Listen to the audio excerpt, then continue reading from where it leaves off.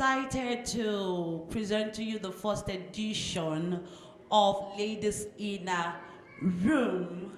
And today we'll be having one of my most admired celebrities. She is the managing director of Doxa Digital, a multimedia and events management company based in Abuja. She's a frontline voicepreneur and enterprise communicator who is passionate about mentoring and empowering humans and girls in particular. The brain behind DBL, Bold and Beautiful Dream Girls Project, DBLBBDGP. She is Nigeria's first female entrepreneur in professional sound reinforcement in the country, and also the wife of the senior pastor of RCCG Throne Room, Pastor Dayo Benjamins. She is no other person than Dayo Benjamins. I am so elated today because I have with me one of my most admired celebrities. Ma, you don't know. I follow you.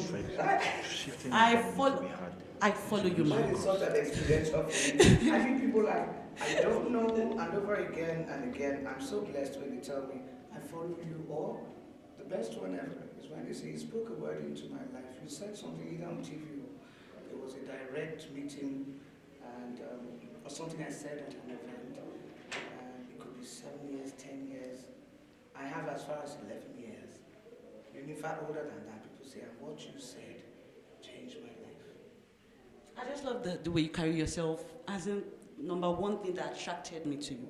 The way you carry yourself, the way you speak, the way you render your lines, your words. It's all God enunciation. It's God, you know, God is so, precision. His expressions in us and through us are precise. You know, he says, like the Spirit, even to the piercing of the intent and motive of your heart. You don't need to pray out for God to hear you pray to him. So I just know he carries me in terms of comfort because I'm a tomboy, climb trees, not all those things, and never saw myself as a beautiful princess until I had something that challenged my perception of beautiful. So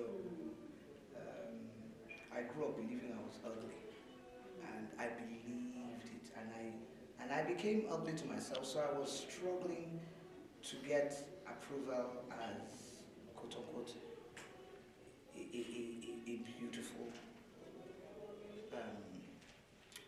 you're a beautiful woman, a beautiful girl. You know, and if you're a girl, you know what it's like. You always want to be the pretty girl. Yes. You know, and but that was just a lie. I discovered over time, all those things are just, you find it out, and for me, that's my inspiration, speaking to a lot of young girls, and even I find older women too who have grown with the lie of ugly, and it truly uglifies. What it does is it hides you, it puts you in a place where you feel ashamed for nothing you've done. And you keep apologizing because it's like you just feel you need to make up for something. And so I just let girls and ladies know that, you know what, just be you to the full. Live your life intentional about being happy, making yourself happy principally, and you'll find that you are beautiful. Being you to the full will always make you beautiful. Okay.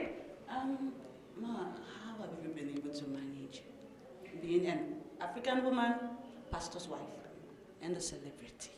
Okay, let's start. This is one of my most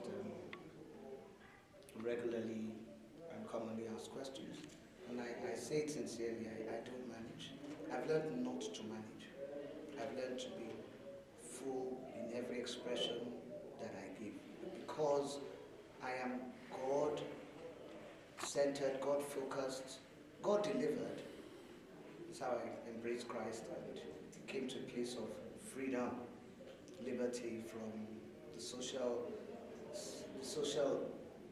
clips that try and hold you in a place where you need to form to impress people. I don't need to form. I'm free. And besides, I'm 55. I don't know anybody.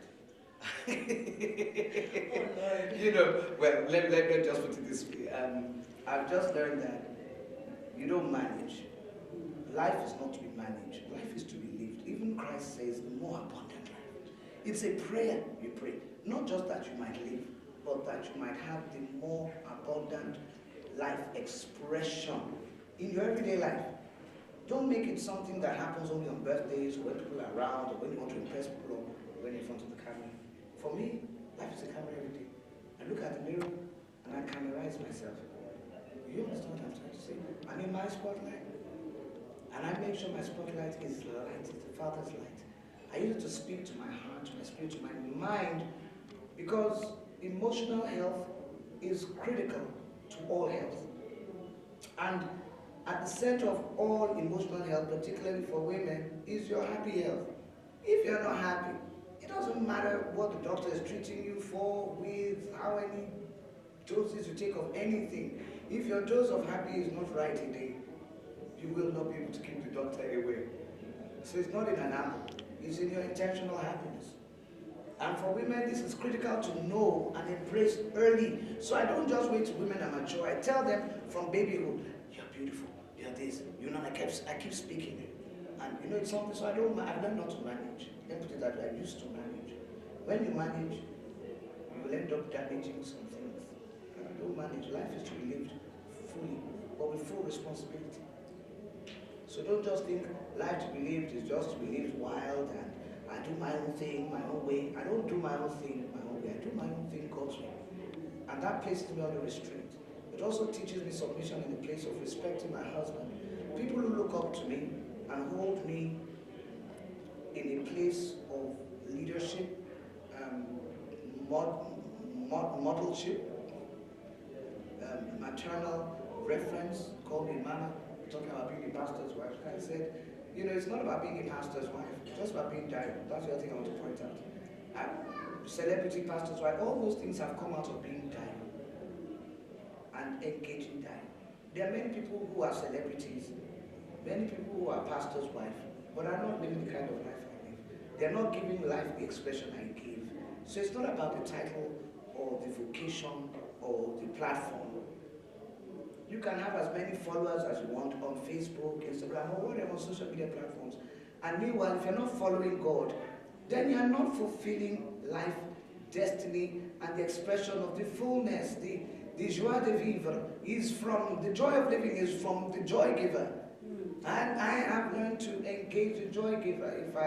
You must come to the place where, God forbid, if you lose your babies, if you lose your marriage, if you lose, may we never lose our minds. But even, God forbid, a person loses their mind for whatever reason, that the default setting will be happiness and not madness.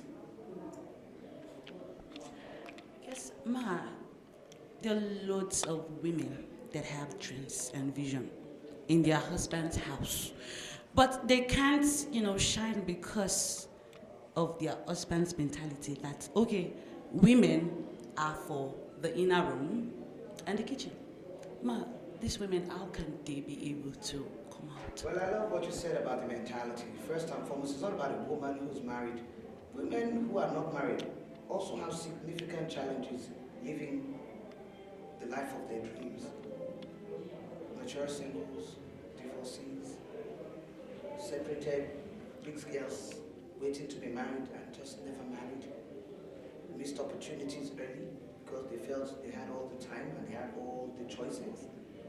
And you come to the real reality of life after all that forming, after all that missed opportunity, missed directions, missed communications of faith. And you come to a real place. But in that real place, you find the real good. And I'll tell you what, because I want to get to the mentality about, people saying your marriage, your husband's house, you can't shine. Now you know what shine. You see, it's about the mentality.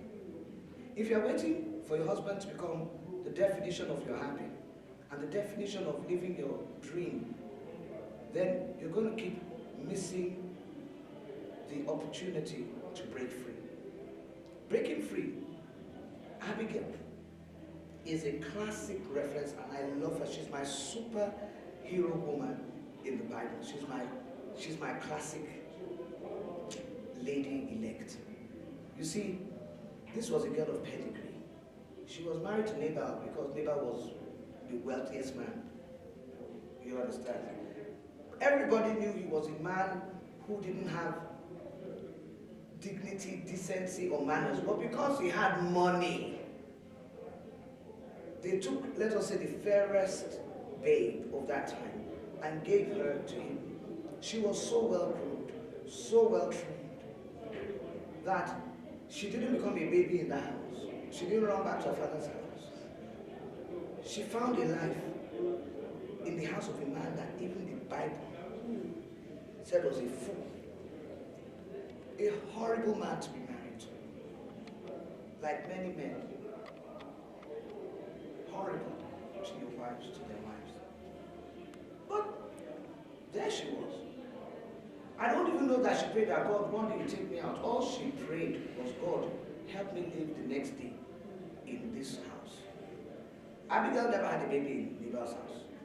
Only God knows how come. Everything was so bitter that conception didn't happen. But she clearly had sons amongst the servants. They loved her so much that when trouble came, they all ran to meet her.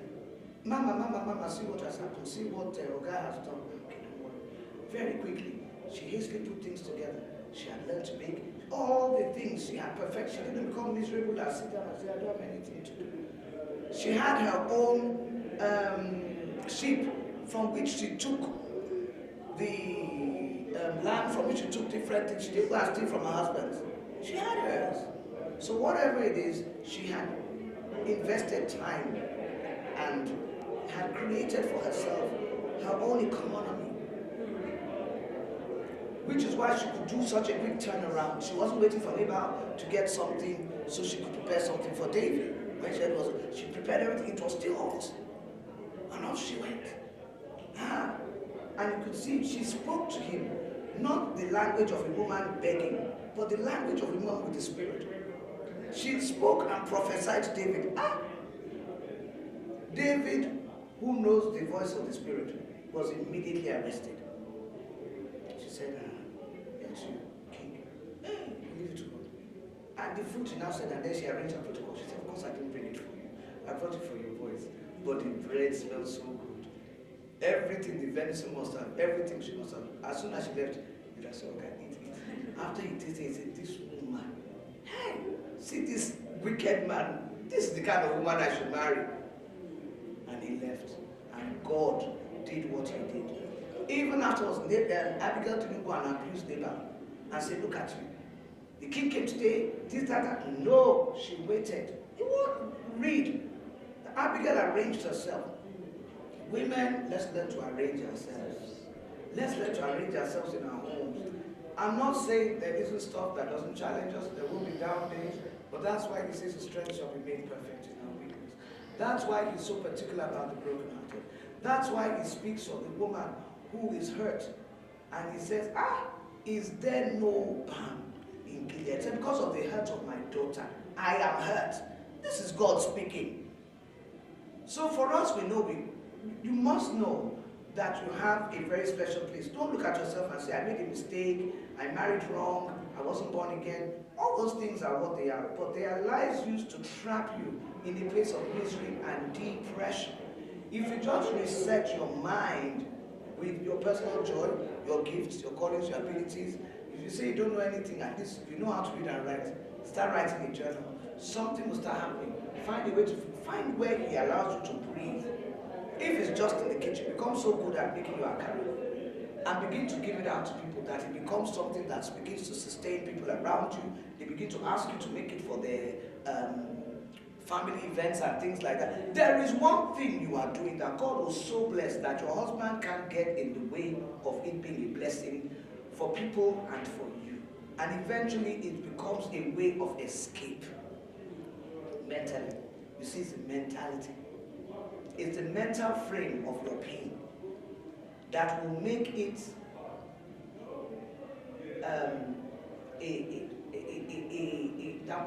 a testimony.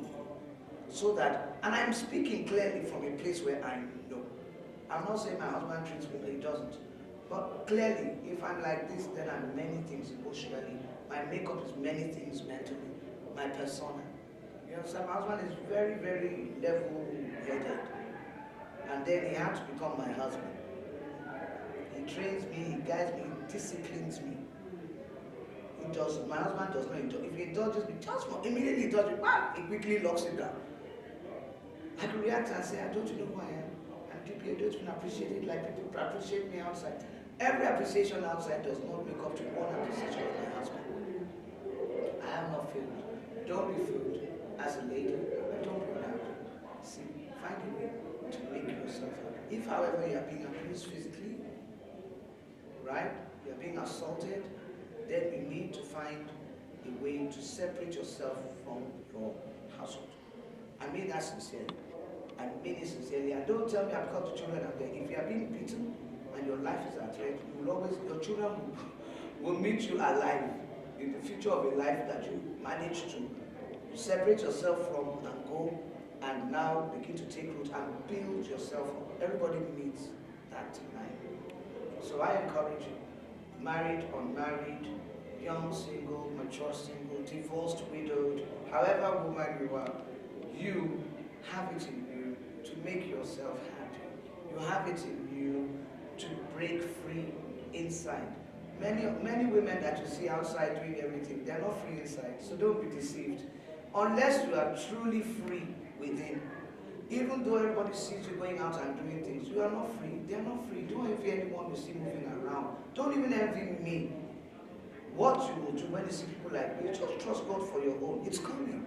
That's the other thing. Some ladies are just in a hurry. They're not ready to go through their place of process. Or they think that, I can do that. I'm better than him. Yes, you can, and you probably are better than me. But the truth of the matter is, you haven't earned where I am yet. So you know what? Why don't you grow up? Why don't you get here first? And then find out how much of your better than me will truly work out for you better. Oh my God. Thank you so much, Ma. Thank you. I feel like a star right now. And you are. Oh, look at you are. Every one of us is this. You know there's a song I love to sing.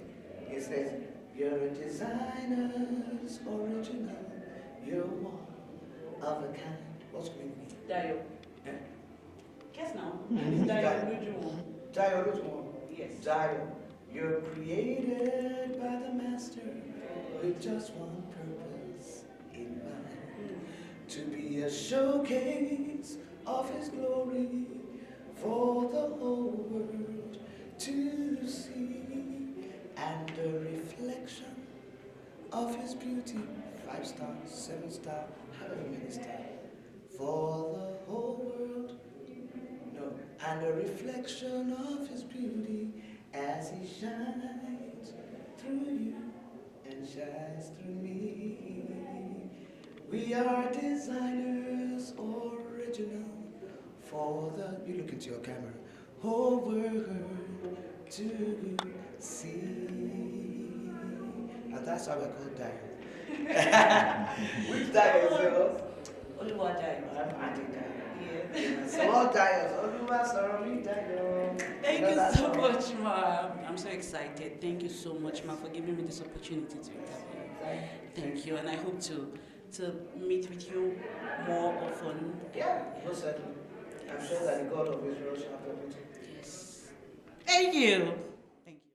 I've come to the end of this edition, and I'll be expecting you to see more and more of editions to come. So subscribe to our YouTube channel. Thank you so much. Keep on being alive too. Thank you.